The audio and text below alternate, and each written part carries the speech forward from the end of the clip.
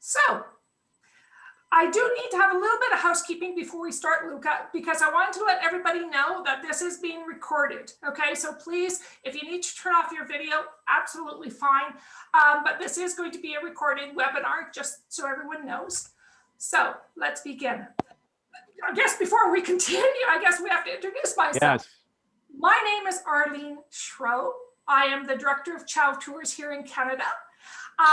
The person who's admitting you is Laura Posey. She is my partner and the director, and she is based over in Siena, Italy. Laura, if you can give everyone a wave, that'd be outstanding. If everyone can see you. Also, that's on this webinar is all the girls from Ciao Tours staff between Canada and also over into Siena, Italy.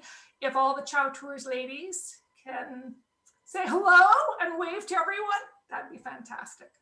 Okay. I guess we can do welcome to our webinar. Our webinar this Sunday is going to be a journey to the beautiful city of Siena, Italy. Now, this is all compliments of Luca. Luca was born and raised in Siena, so of course he has firsthand knowledge of this beautiful city, but he's actually in Florence right now. Along with Luca, you will hear a little bit about from Bernardo. Bernardo, if you could wave and say hello. And from Bernardo, there's going to be our technical support and our other fabulous guide, Roberto. He's going to be handling things as well for us. Now, so there are some people who are on this webinar who have no idea who we are. We are Ciao Tours. We are a customized tour operator based in Siena, Italy. All we do is Italy. We are made up of all these wonderful women and wonderful men as well.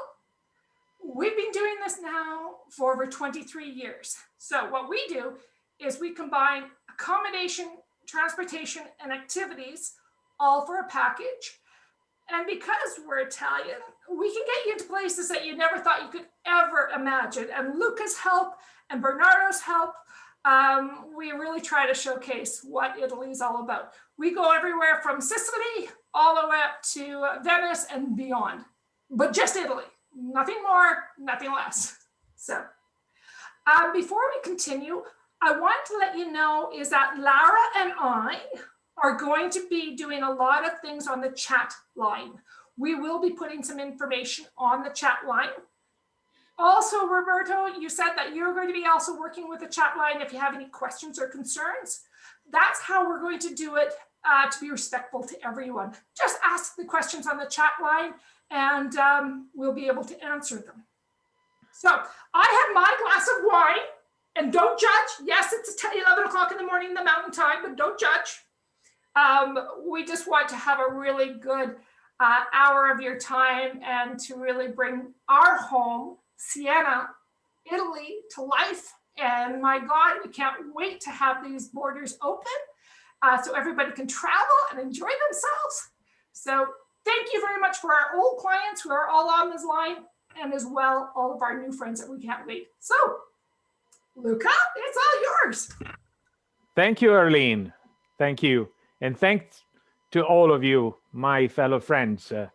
I am truly glad that you're so many joining us into this talk. I don't want to make any academical speech because I'm not an official tour guide of Siena. I'm just a native Sienese. And so that makes me hopefully eligible to have some words about my birthplace. And I hope that my friends from Siena will forgive me if I say something wrong or something inappropriate to the beautiful town. Siena is a truly special place into my heart and into Italy's heart. Actually, Siena is truly in the heart of Italy, in a great, great location. And that's why Siena was born. Perhaps there are some legends saying that perhaps was born at the same time almost that Rome was born. So that's why Siena has some great stories about the ancient past. including the legend of the foundation. Well, besides of the legends about the foundation of Siena, we believe now more historically that Siena was a kind of a settlement of the Etruscans. And the name Siena derives from a major Etruscan family living in the area of the so-called Etruria, the ancient Tuscany, named Siena, from which is supposed to be derived the name Siena. While for a pretty long time in that past, we didn't have many information about Siena's story. And the only certain information we have come from the actual Romans instead. And the Romans in the eve of the empire called Siena in Latin Sena Iulia, which was referring to the family of Julius Caesar. As Florence was founded in those years by the veterans of Caesar's army, probably Siena got the status of an official colony of the Roman Empire in the years around, a little before, little after Christ. But anyway, Siena shares with Rome some, interesting aspects. And I would invite Roberto to also share the screen so we can start showing some images. So I can speak more about the origins of Siena and the history of the town. This is one of the oldest images we have, is an engraving, is a view of Siena. Obviously, it's not directly referring to the Roman history or any ancient history. Is more a medieval view of Siena, which shows a typical fortified town surrounded by walls and full of towers and bell towers, because Siena developed as many other towns of Italy, mostly during the Middle Ages. So it was actually more towards the Middle Ages that Siena became more independent and more rising power in the center of Italy, along also important ways of communication. But Siena never forgot its Roman past, its connections with Rome. If we can go to the next image, we can see the symbol of Siena. That's why I was saying there's something in common with Rome, and is the famous she-wolf with the twins, Romulus and Remus. The legend is related to that aspect of the foundations of Rome. We obviously do not believe that Rome was founded by the twins, as was said for the ancient past. But at least, the symbol of Rome, the she-wolf with the twins, is also on top of many, many buildings and top of many columns along the city of Siena. This is one of the most ancient, is a column with the emblem of the city, also which has some dualism even in the colors of Siena. The black and the white represent, the two sons of Remus, whose names were Ascanio and Senio. They're supposed flew out of Rome after their father was killed by their uncle. That's the famous story that we all know, I suppose, and came to these hills in the middle of Tuscany, and they settled, creating the town that was named after one of them, Siena. But no more than that. Siena had instead an amazing history. in the following centuries after the end of the Roman Empire, when taking advantage of the slow rebirth of Italy after the Dark Ages, consequent of the collapse of the Roman Empire, took its own chance to become the Siena that we now can all enjoy when going visiting this amazing town. And to the next pictures, we will see the development of Siena in the Middle Ages. Thank you, Roberto.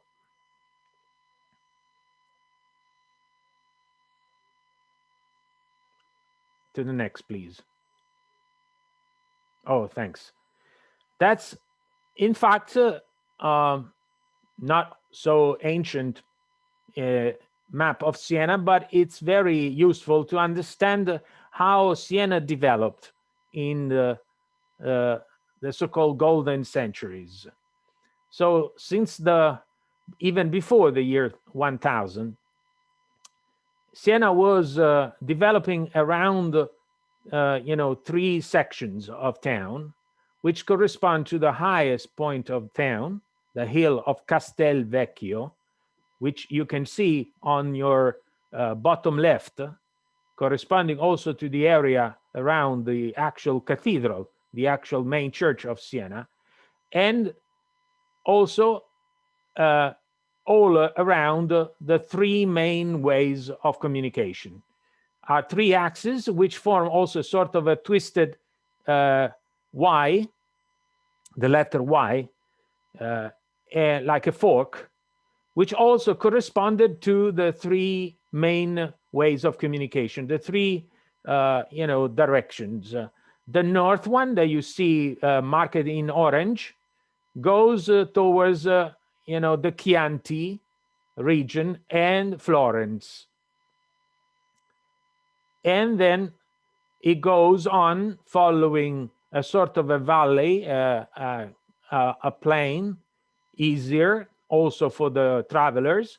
Down south, as you can see, the orange goes into red down south until the way to Rome. And down there is even a gate named Porta Romana. And obviously Rome was already the main point of reference and the main, goal for everyone coming to Italy. But also Siena developed down southwest, going towards looking for a way out to the sea. And in fact, the blue line that goes to the left down, follows the street out of town until the gate named after St. Mark, which leads out of Siena towards the west coast of Tuscany, towards the Mediterranean Sea, and a town named Grosseto, which represent a sort of a way out and a way to communicate with the other people, the other countries of the Mediterranean area. So this is what was the development of Siena. And the town took its great advantage of being located along the ways of communication from Northern Europe down to Rome and further south, even to the basin of the Mediterranean, and even eventually to the new great goal for all of the Christian travelers that was making till Jerusalem. So Siena became a crucial stop over the way leading people. That's why Siena became an important marketplace for merchants and also for people trying to make a good living through the trade and later through the banking. So that's why into the next pictures, we will see that Siena even had one of the first, public and no-profit institutions dedicated to the people who were traveling across this long and sometimes pretty risky journey. This was the first hospital created in central Italy, perhaps the whole Italy, which now can tell of over than 1,000 of years, 1,000 years. The ospedale, or actually the O was non-existing, so spedale of Santa Maria della Scala, the stairway that will lead the people, saved from the sin to heaven. Santa Maria della Scala was basically more than taking care of souls, was taking care of the bodies and of the health of the people. So hospital, but also hostel. Actually, they have the same root. They share the same root. Hostel, hotel, hospital. So to give a hospitality to the people that were traveling so long and so far. And also receiving a lot of donations and gratuities. The gratitude of the people who had their life saved, their health care, and also fed by also the people who were giving their help and giving their service there. Mostly nuns, wet nurses for the children, and anyway, people who started to even practice medical science and herbalistic, medicine that would help people in the way that could be helped, obviously referring to the Middle Ages. Such an important place that hospital has been functioning and keeping its function as a hospital until the late 1970s. I still remember when I was a child and I went visiting my granny, who was actually, in the hospital for some medical treatment, and she was still there, when I was a child. But also having a lot of people coming and going and stopping and doing some trade, so we can go to the next, was making whoever was along these ways becoming a sort of a keeper of the city and also a protagonist of the life. The families started to even build tower houses and fortified homes to defend the city from possible, aggressors and invaders. This is a very famous corner for the Sienese people. It's called of the Four Corners, I Quattro Cantoni. 4 different streets which join at the same place. And once again, there's an old she-wolf on top of a tower, of a column there, which marks the conjunction of the 4 different streets. And at the corner, we see a tower built out of stone, solid, so solid that there's almost no windows. Actually, the small balcony has been added much, much later, because in origin, having a balcony, that there would be a weak point for the structure. And there used to be even a gate joining the buildings at the corner there. The 2 buildings were joined by a bridge and were closed by a gate, an ancient gate of the early, circular walls of Siena. People in those homes were making sure that only friends could go any further, certainly not the foes. So Siena was trying to keep its government and its lifestyle very well cared and protected, even by thick walls. That's a very, very pretty corner of the city, because from the corner of the street in front of you, ahead of the she-wolf, it takes downtown to the heart of the city, to the most important part of the city, and to the main square that we'll see later. But now let's go to the next picture. Well, we were saying that the first place, the first settlement of Siena was the top of the hill. The highest point of Siena is called Castelvecchio Castle, the old castle, Castelvecchio, which is a typical Italian way to say, the Acropolis, the rock of the city. And in fact, later, the city of Siena decided to choose that location also where to build its own symbol, its own religious symbol, the cathedral, the Duomo, and to have also some of the oldest buildings, obviously for the oldest families of citizens of Siena. That felt a sort of, the high-hand people. Not everybody could live there, but certainly the ones who were living there felt really privileged to live a higher ground than the others. Well, besides of that, the other side of the town developed even bigger later. But still, Siena has this kind of look of hills and valleys, highs and lows. If we can see in the next picture, this is the aspect making Siena, sometimes a little challenging as a place to visit, because you must climb those steep uphill streets. That is particularly pretty because, or you stay on top of one of those buildings, or otherwise you can only climb, the steep side of the road till the top, where you can see also has great points of reference, the two most important towers, always, competing in terms of height.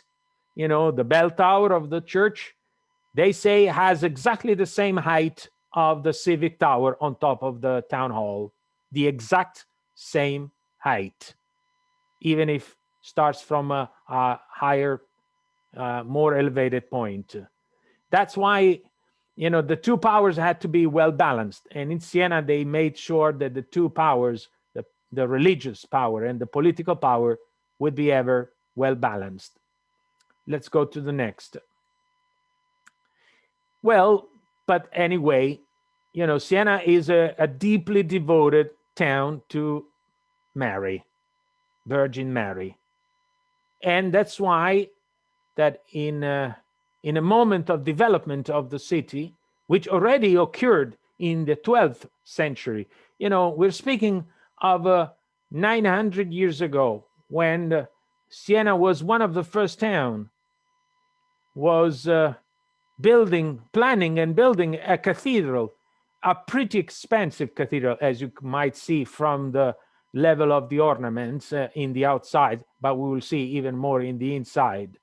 The cathedral was begun exactly at the time when Siena, got the status of being a direct vessel of the emperor of the Holy Roman Empire. Frederick, so-called Red Bird, Frederick Hohenstaufen. And so Siena got some special privileges from the emperor.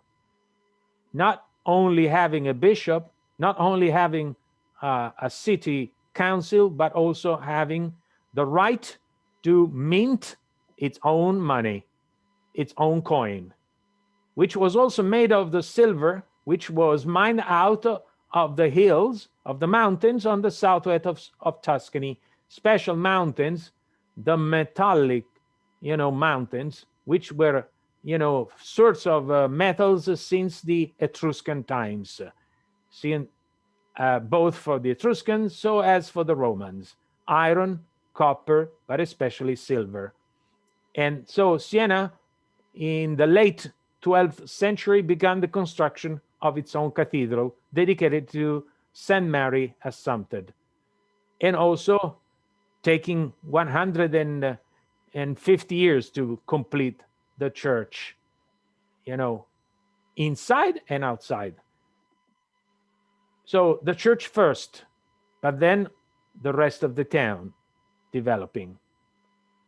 In the 13th century, They completed the church first with the dome that you see in the back, then with the elegant and truly ornated bell tower, and last, we could say not least, also because way more expensive than the rest of the church, the facade. We'll speak about the facade by itself later in another more giving sense picture. But now let's go to the next. Also, Siena in those years saw the coming of important religious figures that were, changing the world from their own perspective, the world of the Catholics. The first one of them was named San Domenico in Italian. And so the Dominican friars built their own church out of a pretty different material than all of the other usual churches of Italy. As you see, fully made out of bricks, red bricks, because Siena is far away from the sources of the stone and the sources of materials like marble. So the marble could only be destined for something extremely worth giving, like the cathedral. But as these friars were supposed to be humble and poor in the sense of the church, they could only have red bricks, terracotta bricks, to build the church of San Domenico, which was built just 5 years later than San Domenico died. Actually, he died in a town in northern Italy, in Bologna, and San Domenico is still in Bologna, but he had the chance to come to Siena too before the end of his life. And he went also to Florence, because in Florence he met another important figure who's part of the story of San Francis from Assisi. But San Domenico is more interested to the figure of a local famous figure. If we can go to the next. Obviously, San Domenico and San Francesco, San Francis, that's another picture of San Domenico. It's really, having the churches on top of the hills make this church is also a great subject for pictures. This is a picture that we can all take with our own cameras. Your local guide from Ciao Tours can take you to take some wonderful shots of these magnificent monuments. San Domenico is an absolutely amazing structure, even if apparently just built out of bricks, and not, expensive marble, because San Domenico holds inside one of the most loved religious figures. If we go to the next, the figure and the story and part of the body of Saint Catherine from Siena, Caterina, one of the first and one of the most famous female figures in the Catholic history. That's a fresco painting actually inside the Church of San Domenico from a painter who probably had the chance to meet Catherine in person, and so could describe her own look in for real. And Saint Catherine was absolutely a protagonist, also because she was a woman in the Catholic world. Not easy, but she was a very strong woman and a very, very challenging figure in the history of the Catholic Church. If we go to the next, we can also see what kind of place of devotion the Sienese people have given to Catherine. In that chapel inside San Domenico, painted also with beautiful fresco paintings. Yes. In that small, niche inside that tabernacle out of marble, there's actually, I'm not willing to show you in detail that aspect, but there is the mummified head of Catherine from Siena, who actually died in Rome in her very last trip of life. She pursued her life to make the Church also, and the Pope changing their, point of view. And in her last trip, she was falling severely ill, and she died in Rome. In fact, almost all of the rest of her body is in the Church of Rome, very, very close, actually, is next to the Pantheon in Rome. But her head was taken back and mummified and kept in there in the Church of San Domenico. But there are various other parts, small parts of her body, spread in other churches. In Siena, there's also one of her fingers, which is held in a crystal glass cage, still in San Domenico in the church. There she used to go often in her early life. Well, let's go to the next. Yes, relics were very important for the people.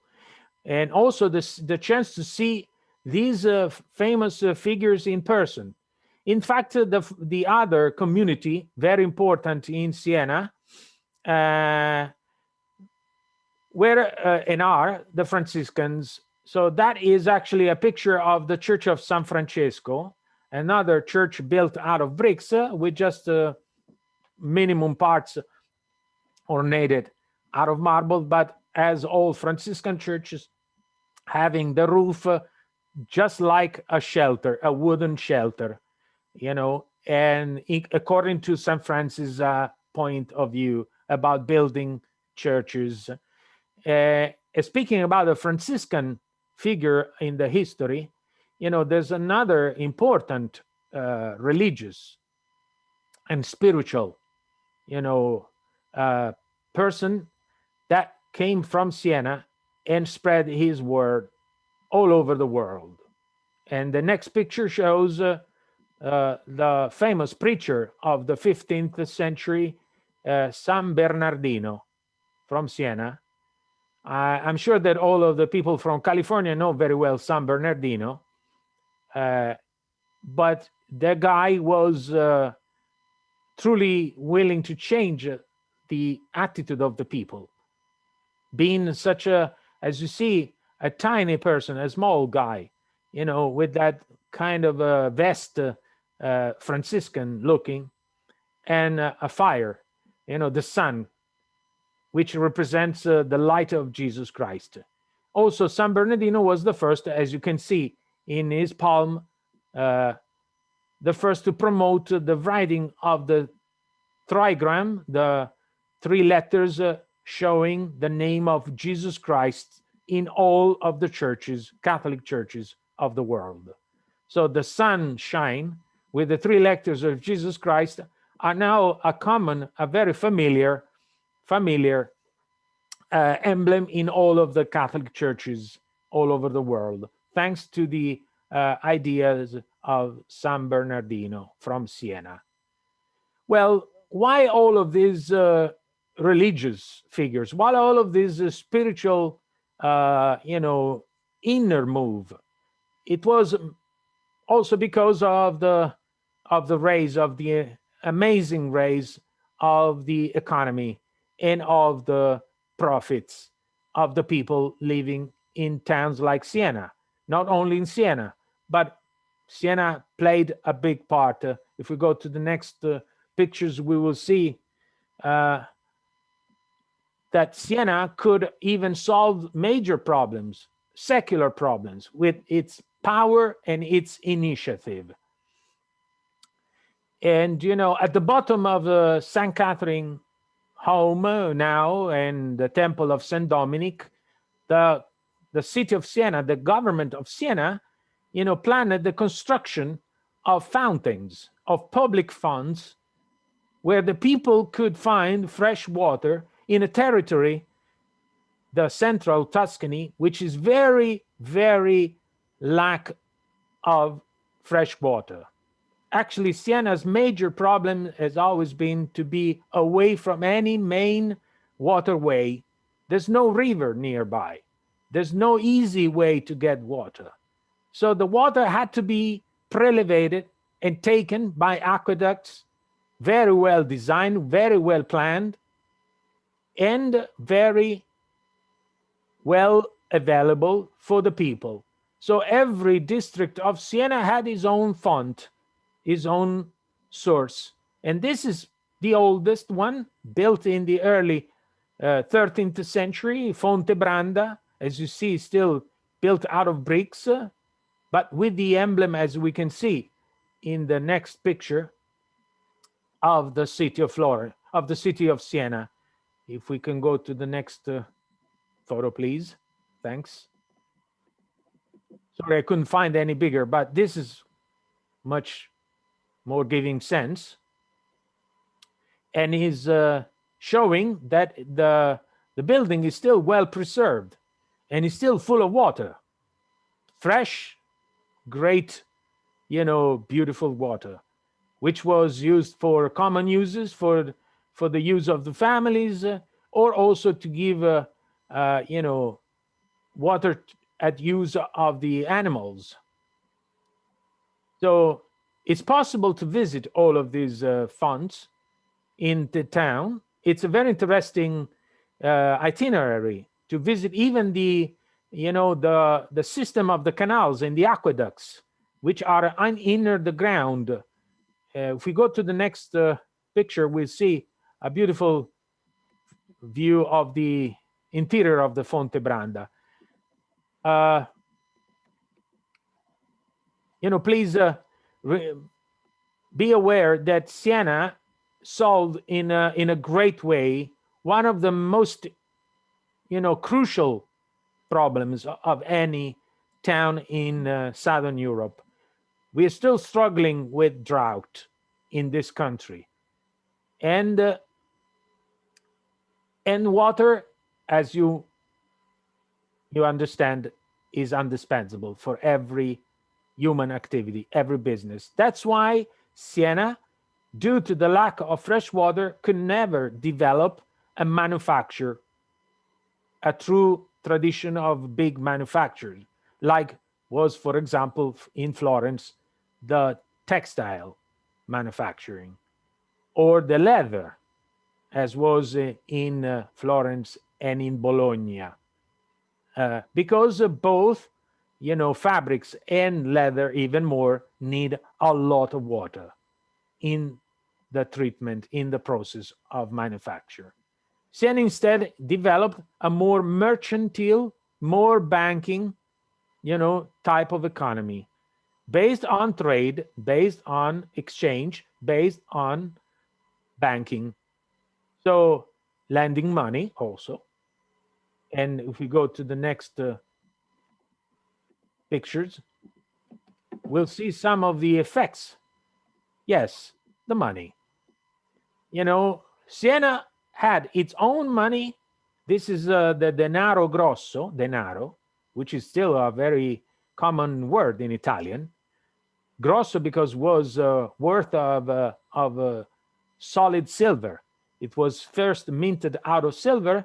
If you remember, we were saying at the end of the 12th century, by grace of the emperor, of the Holy Roman Emperor, who was actually a German emperor, and with its own seal, the seal of Siena. As you see, the S on the face of the coin represents the city of Siena.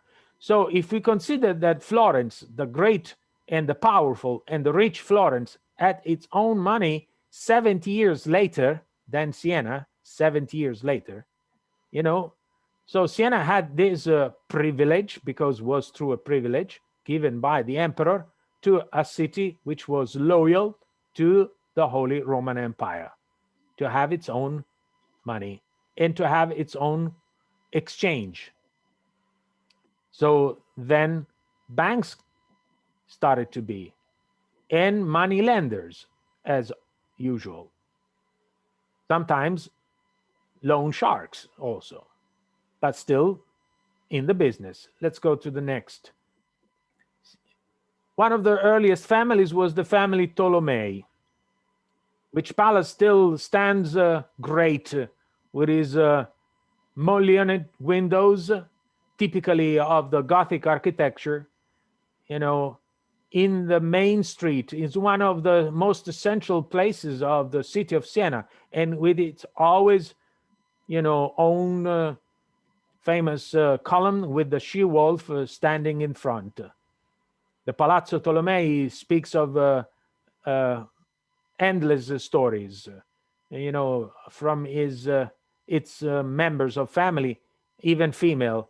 One especially mentioned in the famous Divine Comedy novel by Dante Alighieri, Lady Pia dei Tolomei, of a sad story of her life, but still one of the most prominent families of Siena for a long time, along with others like the Malavolti and the Sansedoni, or the even more powerful Salimbeni, were all families of merchants and bankers. Let's go next, please. Yes, the development, the growth of this route, the route from actually Canterbury, England, down to Rome, and even southern by the Appian Way till the heel of Italy, as you can see, the Via Francigena, which is the Italian for the French way, because was leading people basically from north of France, from the Channel to the city of Rome and back, hopefully, even crossing the mountains, crossing the Alps, and also crossing the Apennines. So before getting to finally to Siena, which was just a couple of weeks of walk to Rome, people had to cross several troubled places like the Alps, at Saint Maurice, at Aosta, then crossing the Valley of the Po in northern Italy, then getting through the mountains of the Apennines into the beautiful valley of the rivers of northern Tuscany to Lucca. You see there's still no Florence pointed in that map, because Florence was not part of the journey, was not part of that way, until the power of Florence moved the road more towards Florence, cutting out Lucca from the main way, but never able to cut out Siena from the way. So from Siena, then you would go further south to Orvieto, other lovely town, then Viterbo, and then you were to Rome. Oh, you were happy when getting to Rome. You made such a long journey. It's about 1,000 miles still. And people still want to do that. It's now certified as one of the historic, roads and path of Europe. All of the countries crossed by this way are trying to recreate safe paths for the travelers, even walking travelers that want to do this for their own personal pleasure, not for any specific reason. So this way was bringing people. This way was bringing money. This way was bringing, ideas, culture, stories, influences of other, experience, and also artists. So also, as the local artists from Italy could travel and get some experience and visit and work abroad, especially to France. In fact, some of the greatest artists of Siena had the privilege of being invited to work even abroad, especially to France or into the Flanders. Let's go to the next. And there were even gates built to make easy, or to make obviously not accessible, the way in and the way out from Siena. This was the first, the oldest gate, the Porta Romana. So the gate leading out to Rome, you know, which has been widened only when they had to let modern vehicles through that gate to go by. But the rest of the building, the rest of the structure of the gate is still more or less as it was in the 13th century when it was built. You know, the one next instead was changed in its own way in its own gateway by an historic event that changed the history of Siena and also caused the change of status of Siena. This is the north gate of Siena, also known as Porta di Camulia.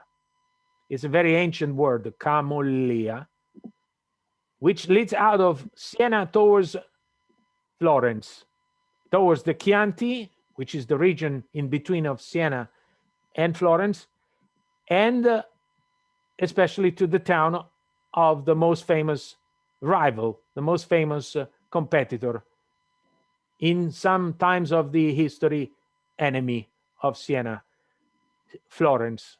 In fact, if we look a little bit closer, a little bit more in detail, on top of the gateway, there is a crest, a so-called coat of arms, which is the one of the Medici family dynasty, the leaders of Florence and later of the whole Tuscany. There's also an inscription written below at the time of the 16th century conquest, and it's in Latin, a few words, cor magis tibi sena pandit, which in English means Siena opens her heart way bigger than this gateway. Obviously, was not really welcoming the person coming through that gateway, in the sense that that was forcefully written to welcome the conqueror of Siena, Cosmo de' Medici, the Duke of Florence, and at that point, Grand Duke of Tuscany. But still, that is a sign of the times, of a changing in the history of Siena. But let's go back to the golden age of Siena, when Siena was independent, was a republic governed by a city council. Can we go to the next, please? Well, as we said, Siena development was mainly made by people, by families, and mostly by entrepreneurs, businessmen, merchants, and bankers. So one of the most important structures for that business is the loggia of the mercanti. In the crossing point, even more important now, because this is the junction of all of the main streets crossing Siena. It's called the Croce, the crossing point of the labor, of the travaglio. Travaglio is in the French way spoken, travail. I'm sure that all the people from Canada can understand the French travail, which was a pretty well-known language back then, because Siena had so close relationships with France and the Flanders. And the Sienese merchants and the Sienese bankers were present in all of the major, business places of Europe, even earlier than Florence. The bankers of Siena were creating a new status of the word banking and lending money and exchanging money. Let's go to the next. Well, families. So this is actually called the Rocca So like the fortress of the Salimbeni family, which is still a bank today, is the headquarter of one of the most important and the oldest bank of Italy's history, which originated in Siena. But there was a bank created even earlier than this, much earlier. It was a bank created, or actually was named a tavola, a table, because banca also comes from banco, a desk. But at that time, they called that the Magna Tavola, created by a gentleman and a very astute banker named Orlando Bonsignori at the half of the 13th century. You know, Mr. Bonsignori, together with his family members and his most trusted partners, created the first European level bank. You know, was called Magna, because it was really a big deal, a huge deal. Was administrating all of the money going to the Catholic Church, you know, the Banco Apostolico. The money going from all over Europe to the Vatican and destinated to even finance the Crusades. You know, that deal lasted for only 70 years, but it changed the way that we look at the European international, you know, financial transactions. And so from that idea also, a lot of other Italians took example, and also the push of competing with Mr. Bonsignori. So not only Siena was in the business, but even Genoa, Venice, and Florence became protagonists of the European world of banking. So at least we still have that symbol that represents the history of the finance in Siena and in Italy, still to the present days. Well, let's go to the next. Let's go back to the history of art. You know, no more finance, just money spent for good. And there's nothing better than spending money than for a facade of a church, like the Duomo in Siena, which took about 60 years to be made, just the facade itself, because two different artists, you know, gave their best. One had to quit at the half of the work, so the lower part is a little bit different looking, even if it doesn't seem so easy to catch the difference, but is on a slightly different style from the first artist, whose name was Giovanni Pisano, that in the late 13th century began this very elaborated, very over-ornated and shine of the colors of Siena, the white from the Carrara marble, and the dark green that apparently looks black but is a deep dark green tonality of a stone coming from the northern town of Prato, always with the idea of creating a unique look and a unique style of this church from Siena and for the people of Siena.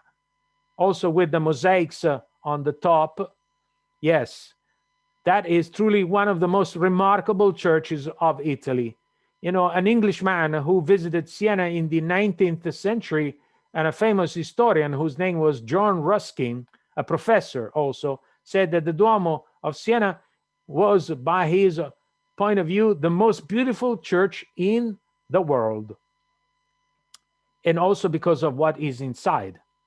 I think that we can see what's something of the inside. Would take the whole day for you.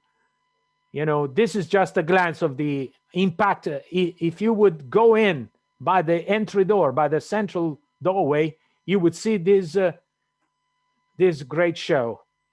Unfortunately, could not find a picture that could include the whole of the inside, because simply is too much to see. And also the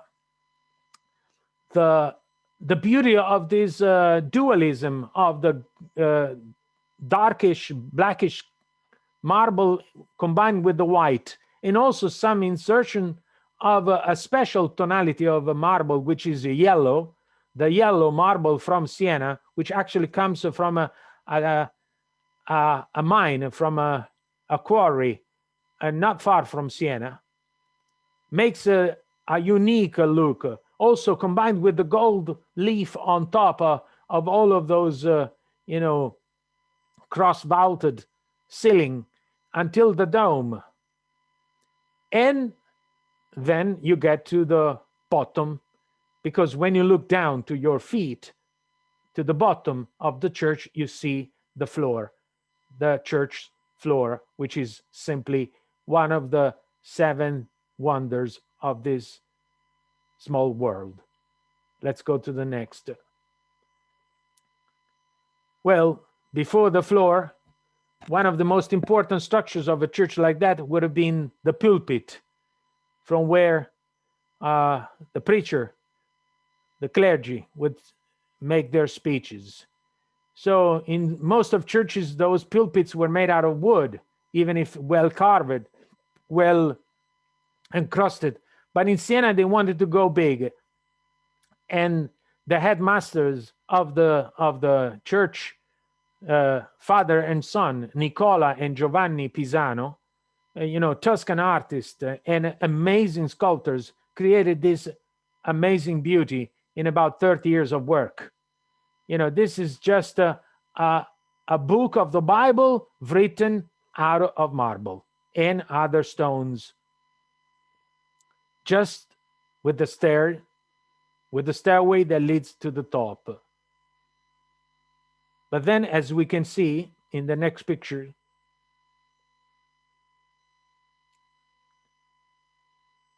there's so much more to see. For example, the city commissioned to one of its greatest and most esteemed painters, a work of art that would be shining the beauty and the glory of Siena with the devotion to Mary. And is the Madonna in Maestà, so seated on the throne like the Queen of Heaven, surrounded by angels and saints, by the Maestro Duccio di Boninsegna. And this is an amazing work, which was placed just above the altar, the main altar of the church. Now is in the museum, just next to standing in the square outside of the church. But is just one of the greatest moments of the art of painting of that time, early 14th century, just 700 years ago. Maestro Duccio painted all of this on a wooden board and with a lot of gold, as you can see. Let's go to the next. I'm sorry that we cannot enjoy more of this, but there's so much more to tell. Then, as every, major Catholic church, the Duomo had to have its own baptistry. The painting is pretty big. It occupies a whole wall into the museum now. But even in the baptistry, they wanted to give a special work to the glory and the devotion. This time, not of Mary, but of St. John the Baptist. Because the baptism is the most important, the most crucial moment of a Christian life. Being baptized is what makes you becoming Christian. So the baptistry was sometimes, built on a separate, independent structure. In this case, is at the bottom of the hill. You remember, we said that the Duomo is on top of the hill, the highest point of Siena, and the baptistry is just at the bottom of the same hill.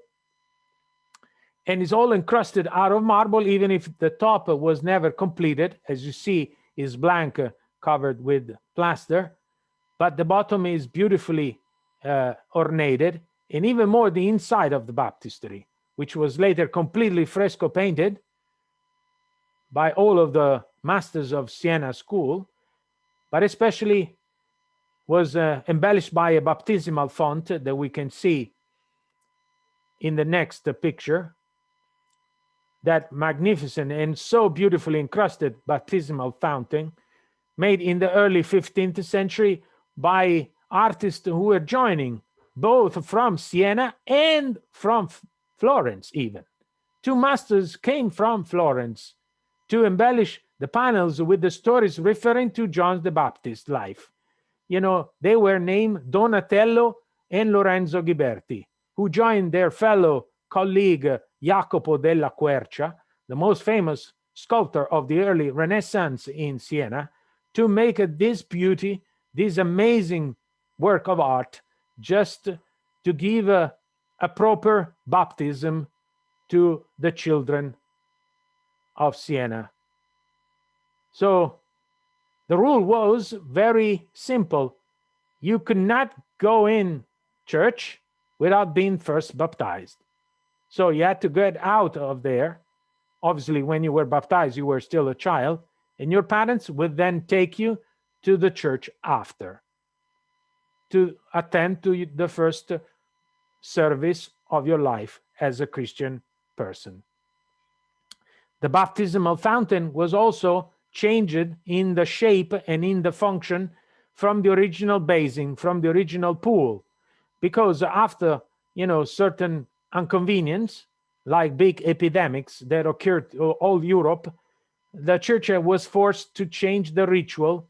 So just you know, dripping the water on the head of the child or of the person, if it was in case an adult, and not immerging, you know, the person totally with the body into the basin, because that would not be honestly so hygienic, you know, back to those times.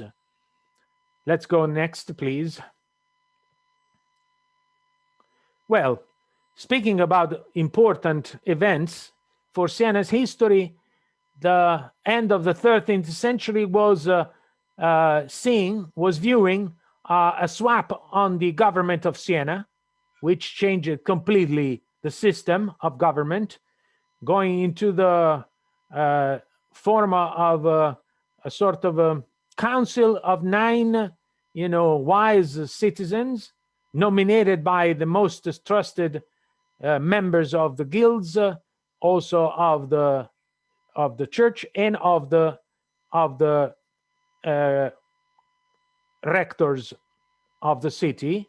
The nine governors were forming a special, you know, cabinet of government, which was also cited by the city council. And in that time of history, the city of Siena planned the construction of a brand new and extremely imponent, you know, city hall, the Palazzo Publico, one of the most spectacular examples of city hall existing still in Italy.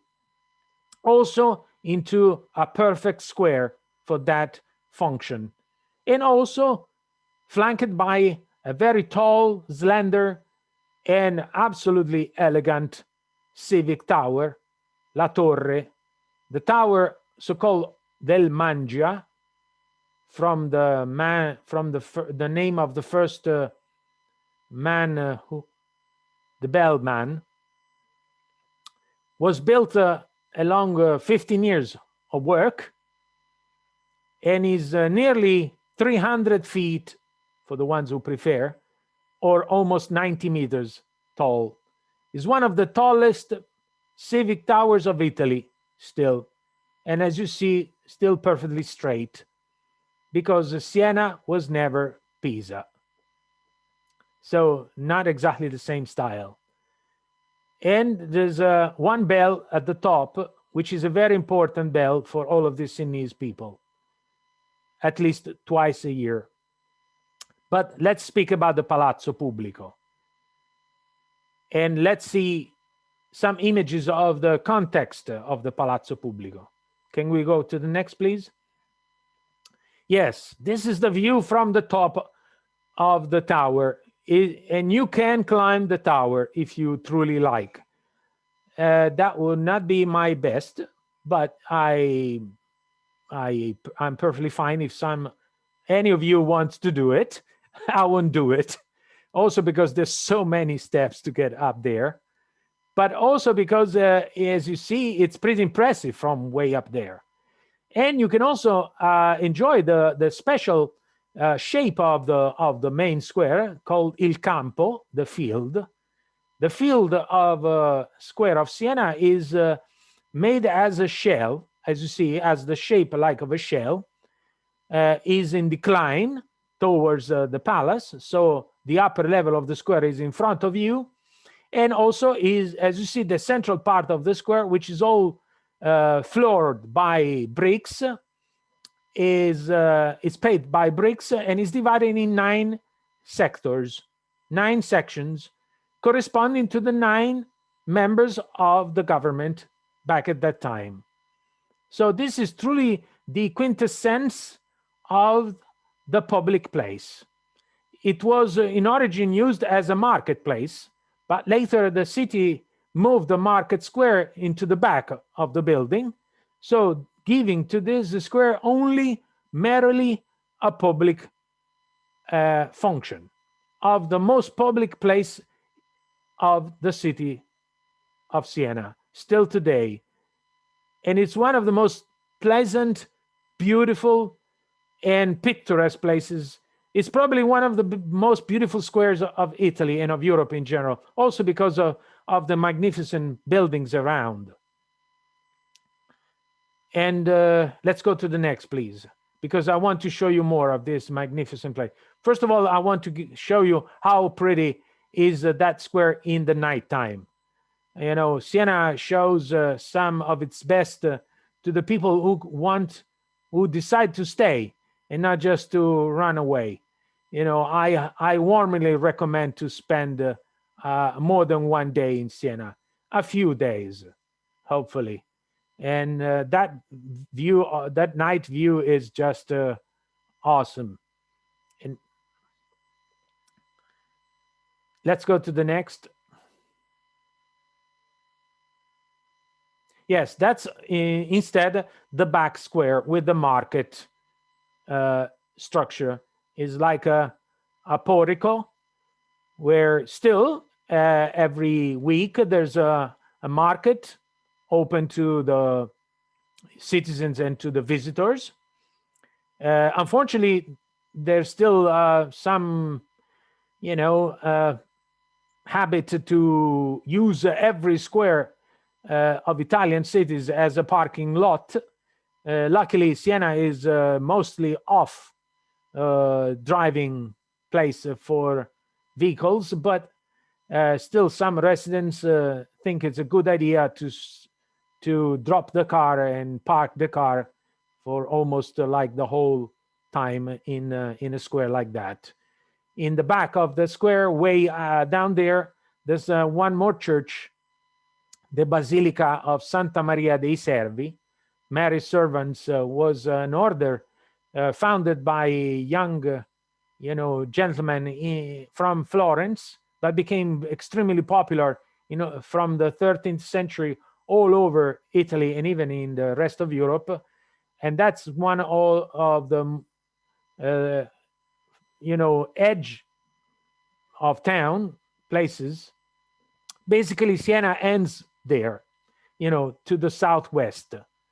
It's kind of funny to see that the edge of Siena is still so close to the heart of the city. But that it is. Siena is now about 55,000 inhabitants, no more. Let's go to the next, please. I'm running. I'm trying to run, but show you all.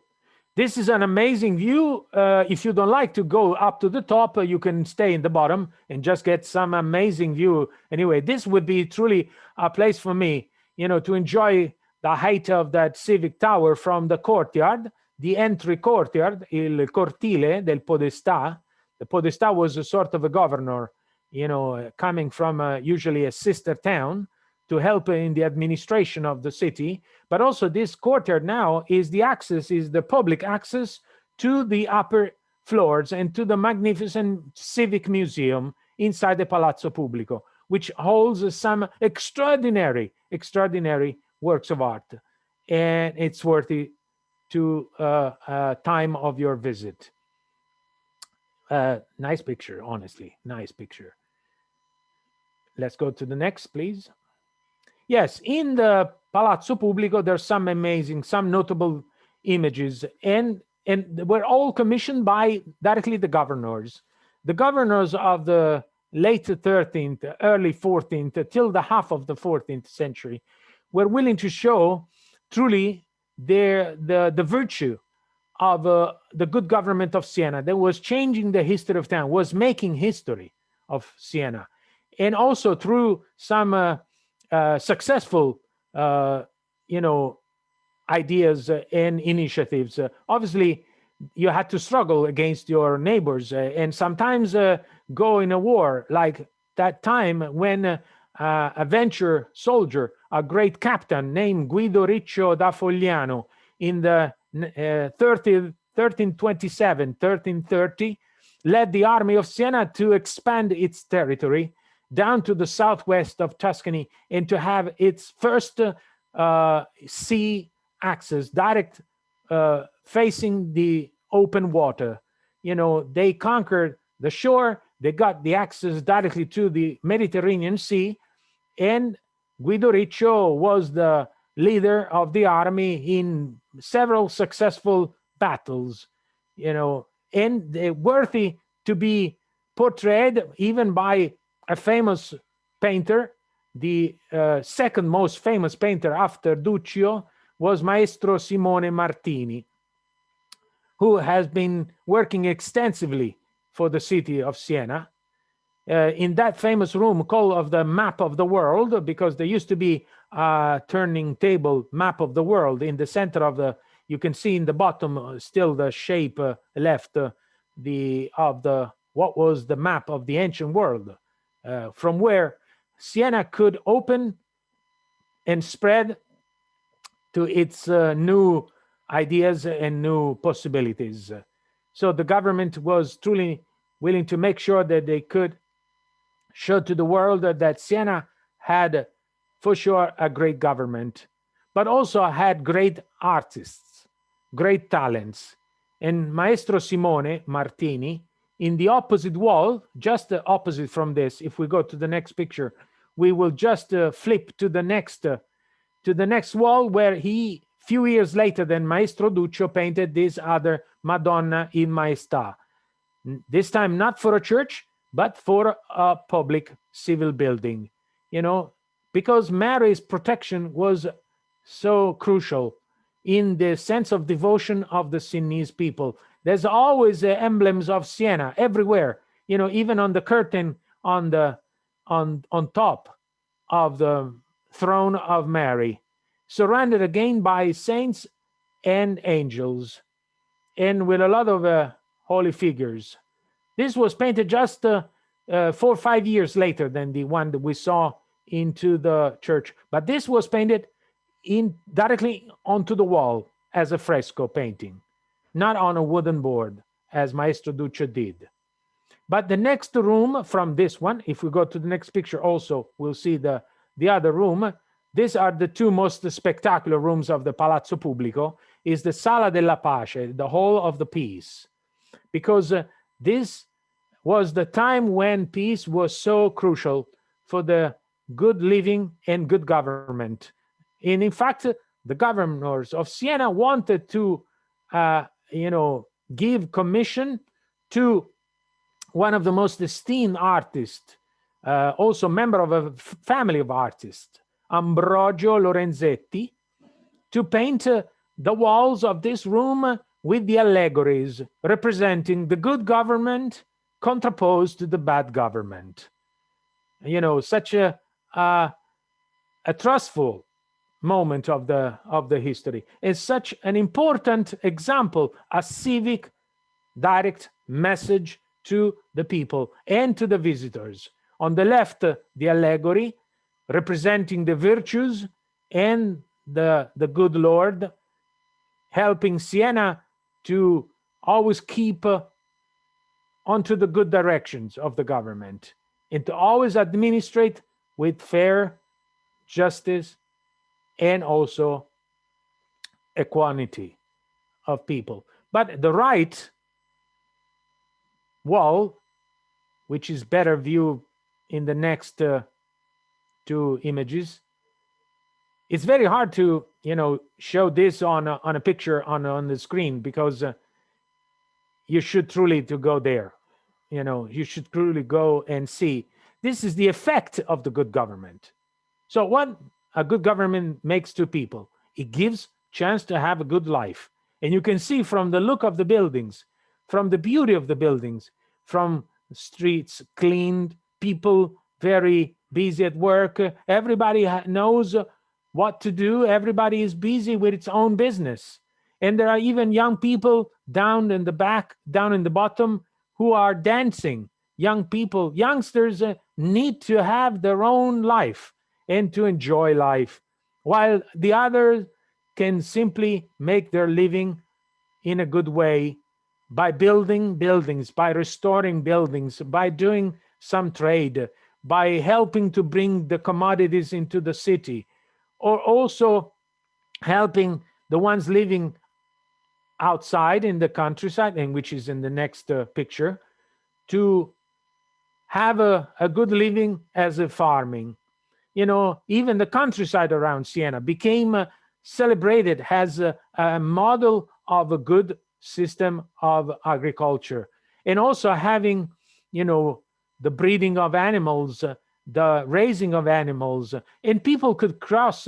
You see, there are travelers on their horses who are actually leaving town without any fear, because they know that the route will be safe. The route will lead them out of town and towards their new destination in a safe and in a pleasant way. So these are just the effects of the good government. Obviously, you must then give a contraposition of the bad government. I don't want to show you so much of the bad government, because we all want just to see positive examples. No bad government is needed in this world at the moment, but you can see that the evil there turns everything in a bad way. Also with suspicious minds, with greed, with envy, all of the bad aspects of life. All the vices are shown. And justice, which is the figure, the white figure in the bottom, is kept in chain. So justice is in chain because there's no fairness in the treatment of the citizens before the government. But that's not exactly what Siena was showing at the time. That was the absolute summit of the history of Siena, till the half of the 14th century, when something very bad occurred, but was not Siena's guilt, was not Siena's fault. Something that came from the Middle East and hit severely all Europe. Let's go next, please. In the meantime, also, another important work began by Sienese artists and for the Sienese people, and was making the floor of the cathedral becoming even more unique than any other floors of any other church of Europe. The floor of the cathedral had to be another example, another, picture for the viewers that sometimes could not understand the written words, but could certainly understand what was in those very descriptive images, sometimes striking images, like the slaughter of the innocents. This is one of the most, I would say, impressive views, the images that catches your attention when you get there, and is on a portion of the floor in the Duomo. And that floor is now shown to the people only rarely, only, in certain specific times of the year, not all year round. So it's important to visit that church at the right time of the year if you want to truly see the whole floor discovered. Let's go next. Yes, another allegory, representing the path to the real wisdom, which goes from the fortune to the real knowledge and awareness. And the two male figures at the top of this famous picture show a philosopher and a king, a man rich of wisdom and a man rich of wealth, material wealth. But at some point in this path to get to the higher level of wisdom and knowledge, you must quit your material life more towards philosophical and spiritual life. This was actually made by, an artist who was becoming extremely popular in Siena into the 15th century, Bernardino di Betto, an Umbrian painter who was making the cartoon for this. This was also combining the work of several, craftsmanship. The artist who was making the cartoon, the design, and the craftsmen who were in charge to make all of this out of inlay marble in multicolor. His name was well known as Pinturicchio, and was also working in other amazing works into the cathedral back at the same time. The whole floor took about 200 years to be completed.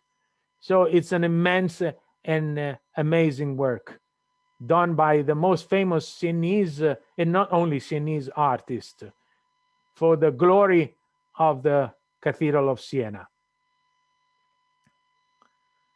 So let's go next, please. Yes, I was saying that something, unfortunately, truly bad happened at that time. It was not caused by any local problem or local, conflict, but was something like what we are facing today, a world epidemic called the Black Plague, which hit the most of Europe between the 1348 and the 1352. That view is of a side of the square of the Duomo, which is still, as you can see, incomplete, because that was the major plan, the project, even bigger than ever, project for Siena to widen, to enlarge the cathedral, to make a new cathedral that would be, the new look of the city of Siena.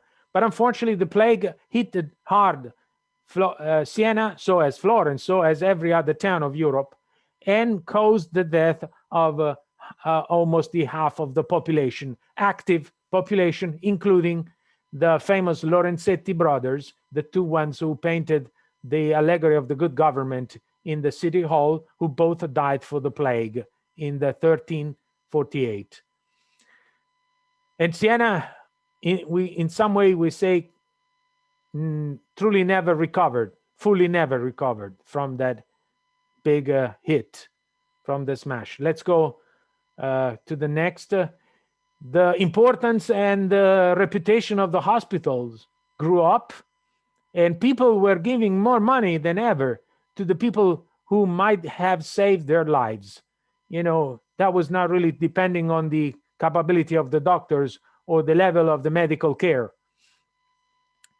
But it was anyway a good excuse for a lot of people to give back or to give away part of the wealth and to fund even more the the hospital that we can see briefly inside. Got magnificent interiors and great artistic treasures donated by very charitable visitors, obviously ever visitors, not so much residents.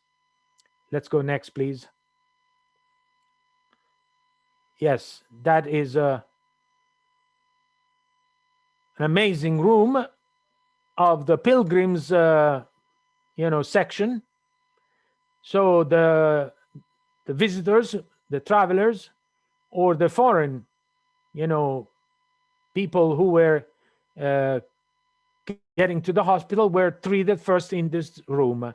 Can imagine to be hospitalized in this amazing space. This was called for the pilgrims. Let's go next. We can see something more in detail. Some of the greatest artists like Lorenzo Vecchietta decorated these walls and these ceilings with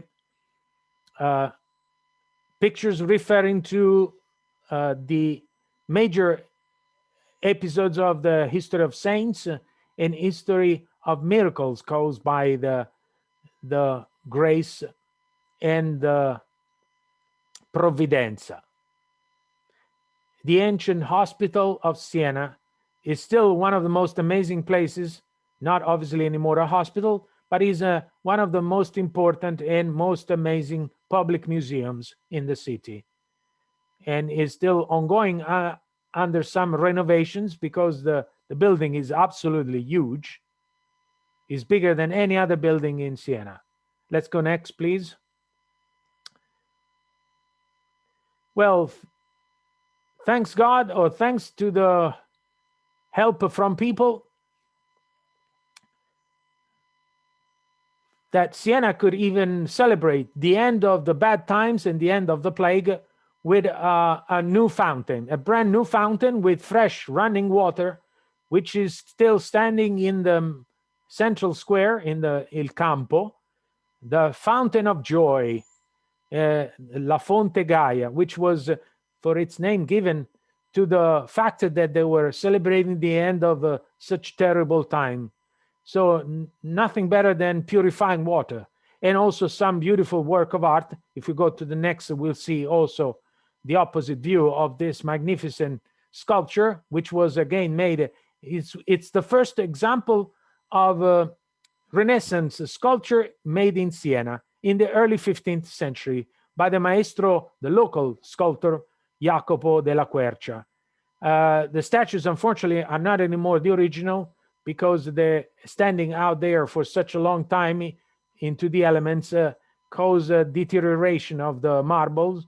So they are actually shown currently into the Museum of the Ancient Hospital that we just saw before. But then the 15th century was also a time in the history of Siena that saw a lot of changes again, because new powers were raising, new big powers in Italy and Europe. Let's go to the next, please. And Siena can only count on the help of the election of two popes, actually part of the same family. Uncle first, Pius II, whose name was Enea Silvio Piccolomini, who commanded the construction of this elegant loggia by Antonio Federici. And you see just next standing the Church of St. Martin, dedicated to the travelers. St. Martin was and is the patron saint of the long distance travelers. Then his nephew, Francesco Piccolomini, was later elected again as a pope with the name of Pius III. Let's go to the next, please.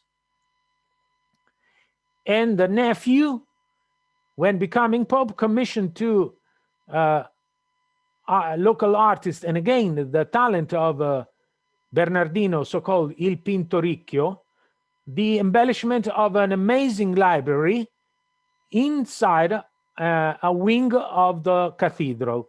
This is a a separate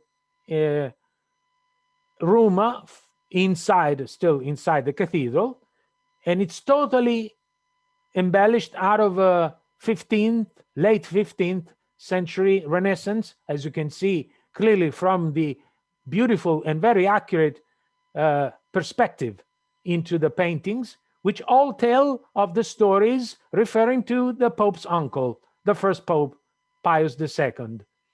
And also down on the bookshelves, the wooden bookshelves, you can see those amazing, believe me, amazing ancient choir books, all hand painted, hand decorated. It's an amazing, small, precious, room inside the already precious enough, magnificent cathedral. And it's all part of the itinerary of the visitors of the Duomo. Let's go next, please. We see the opposite. Yes, another view of the intricate and beautifully frescoed ceiling, together with all of these paintings on the walls that show various episodes of the life of this amazing personality. The first Pope who embraced also the Renaissance artistry in his work as a Pope in the Vatican, and created even a brand new town. Okay, let's go again ahead.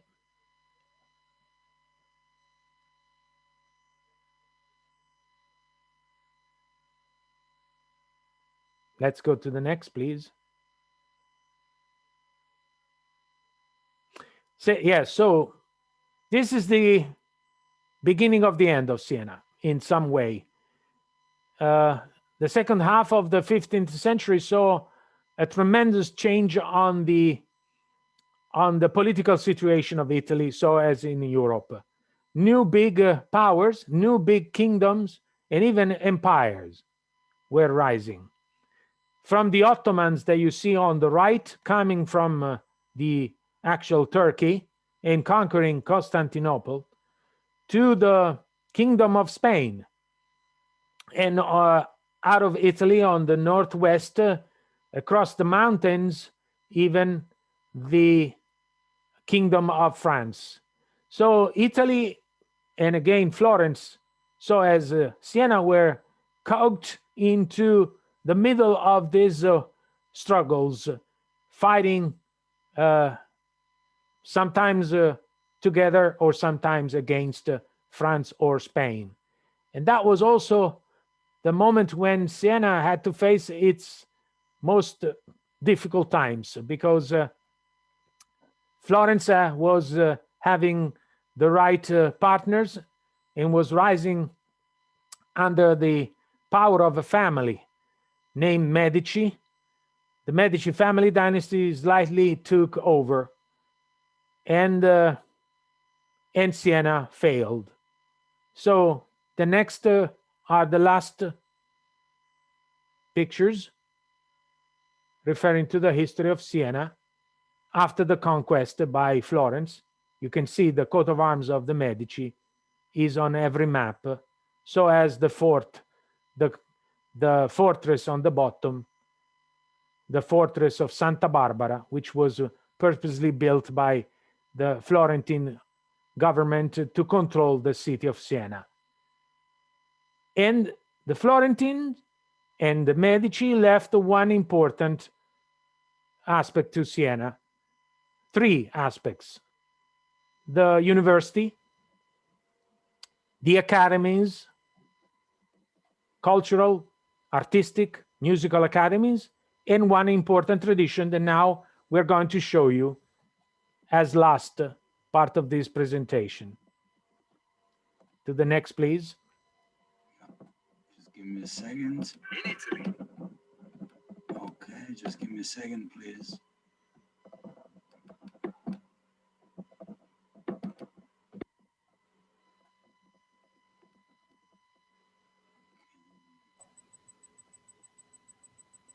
Roberto is now setting. Yeah. Just give me a second. I'm ready. Image done. Management. Here we go. for a brief video about the greatest tradition left. Every summer since the Middle Ages.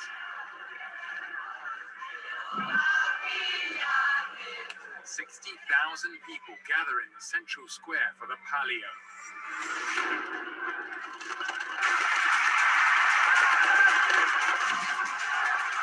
A ritualized horse race in which the city's partisan neighborhoods go head to head to win a silk banner. Non è una corsa di cavalli normale, per noi è vita.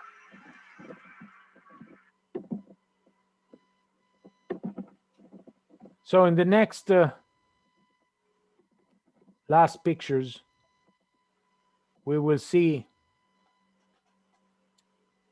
which way Siena changes itself, transforms under this sort of spell, which comes back still after so many centuries, twice a year, in July the 2nd and in August the 16th.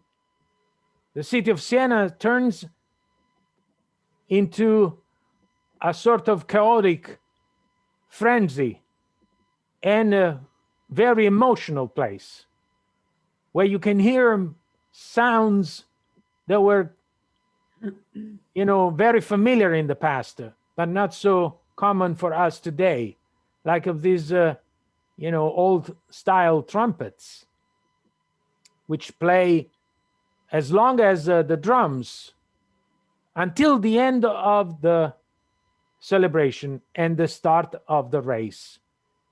There's even an ancient wooden cart which brings the palio into the square. So the silk banner, which is the trophy for the winner of the race. As the video said, the speaker in the video said, not only a race, it's the life of the Sienese people from the medieval times up to the present days. Everything in that horse race is not as a usual horse race is supposed to be. From the draft of the horses, from the order of the starters, from the way they're kept in a sort of a so-and-so line of starting, which is not exactly a line ever. And with 9 between those ropes and 1, the 10th, which stands in the back and runs into the moment, right at the exact moment of the start. And if we go on a tour of these pictures, we can see what maybe in the video could not be easy to catch. The start. Everybody's looking to the last one in the back. Then let's go to the next. They run. They really run like the wind on those horses. And you see the jockeys are riding bareback, no saddle.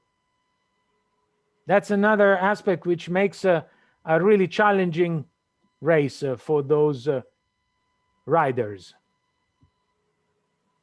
And the turns are even more tricky than every other moment of the race. And imagine to do that while you are in the middle, surrounded by 50,000 people. Look at the crowd. The ones in the middle of the square are there for free.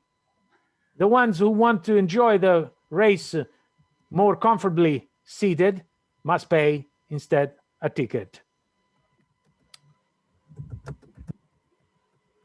And another last curiosity is that even the horse without the rider can win. So the horse is the leader, not the rider. Nobody gives a damn about the rider. Actually, that rider is trying to push the other horse back. But I can tell you, because it's not a spoiler, this is an old race. It's a time when the horse without the rider won. got ahead instead of the one with the rider. And there's nothing worse than to get second best in that race. 3 laps only, 90 seconds only. So it's a short but endless pleasure, because the people of Siena live that palio all year round. Let's go to the last, so we can end this presentation in a more, yes, with food. That for the ones who have followed me earlier, it's one of my favorite subjects. Yes, and you know, Siena shares with the rest of the Tuscany most of its foods. You know, Siena is part of the territory which is typical of the whole central Italy. But I would point to you, as was part of my daily food for the most of my youth life, some different, peculiar foods originally from the territory of Siena. And one certainly is that very strange type of fresh homemade pasta, which is literally homemade, as you can see from the upper part of the photo.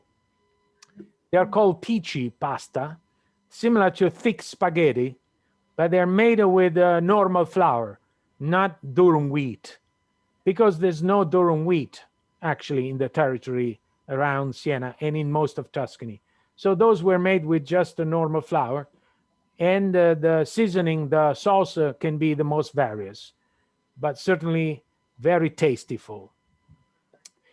While going straight to the end of the meal, I will certainly go to Siena for its cakes and sweets.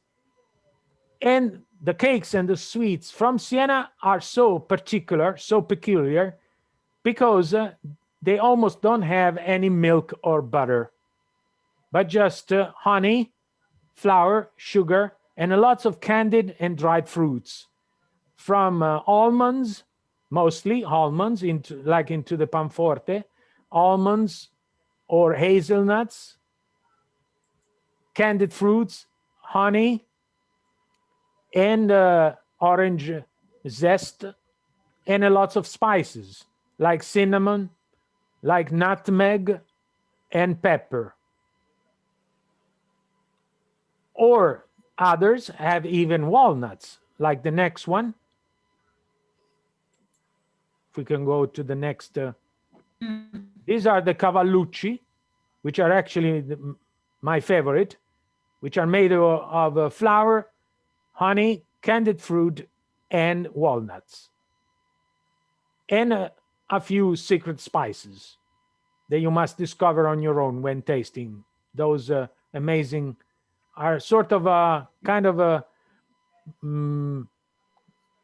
sort of hard cookies, which are great not on the milk, not in the morning, but especially with a sweet and more strong fortified wine, like a Porto or like a Vinsanto. Let's go to the next. There are some cakes which are specifically prepared for a specific holiday, like the Pan dei Santi, the bread for the whole saints, which is prepared around November the 1st. It's made with flour, rosemary, raisins, dried raisins, and walnuts. And it's baked simply. It's important never forgetting the rosemary into this bread, special bread made for all saints. But at this time of the year, there is a tradition which brings me back to Siena almost every year. I'm afraid not this year, because probably I won't be able to get there, but I never miss a chance between February and March to go visit this gentleman, this old, pretty old gentleman in his 90s, Mr. Mario Savelli, who still makes in the middle of the campo of the main square of Siena, those delicious fried rice balls or frittelle di riso, which is typical in the period that goes from the Carnival up to San Giuseppe, Saint Joseph, who, had nothing to do with the baby Jesus most of his time, but could instead make a lovely frittelle. And those are fried every day in front of you, and you must pick and eat at the moment, right in the square, standing next to the kiosk where this gentleman for over than 70 years has made the most delicious, the best frittelle di riso in the world. But that's my own humble opinion. Let's go see in the next, just to show you, those are the frittelle just coming out of the boiling, oil, are fried right in front of you, then covered with sugar. And you must stop at some point because you could eat the whole plate there. But honestly, that is even too much for a glutton like me. So next year, we could all get back to Siena and have a frittelle party together with Arlene and the staff of Ciao Tours. They will be more than pleased to host us.